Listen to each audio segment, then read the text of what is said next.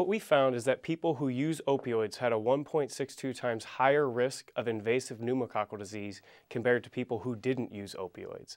In addition, we found that opioid use was associated with an increased risk of both pneumonia and non-pneumonia invasive pneumococcal disease. And then finally, what we found is that the association between opioid use and the risk of invasive pneumococcal disease was actually strongest for opioids that are classified as high potency, opioids that are considered long-acting, so those would be your extended release or controlled release formulations. The association was strongest for opioids that are used at high doses. And then finally, we found that opioids that had been previously described as immunosuppressive in prior experimental studies also had the strongest association.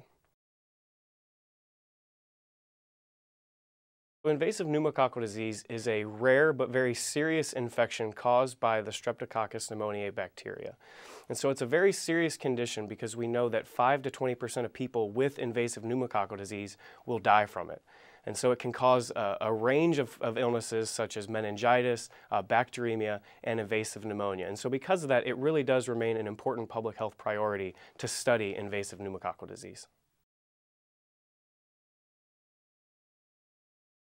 Really, any provider who prescribes opioids for pain management should consider these findings. So they should consider these findings when deciding whether to treat with opioids in the first place. And then if they make the decision to treat with opioids, they should consider our findings that the immunosuppressive effect was different based on the characteristics of the opioid to decide what type of opioid they want to prescribe to their patients. Now that's true for any provider who's prescribing any opioid, but it's particularly true for those providers who are treating patients who are already at a high risk for infection. So that includes individuals who are immunocompromised or older adults. So those are a group that, because they're at an increased risk for infection, we really want to make sure that providers are considering these immunosuppressive effects of opioids when making pain management decisions.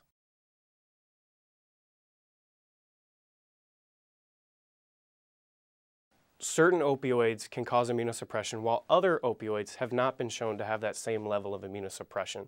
And so what we weren't able to do in this study, but that we want to do in future studies, is to actually start looking at whether or not the risk differs among individual opioids. So actually making comparisons between opioids like oxycodone and morphine. And so that's our next step, is to look into that a little bit deeper.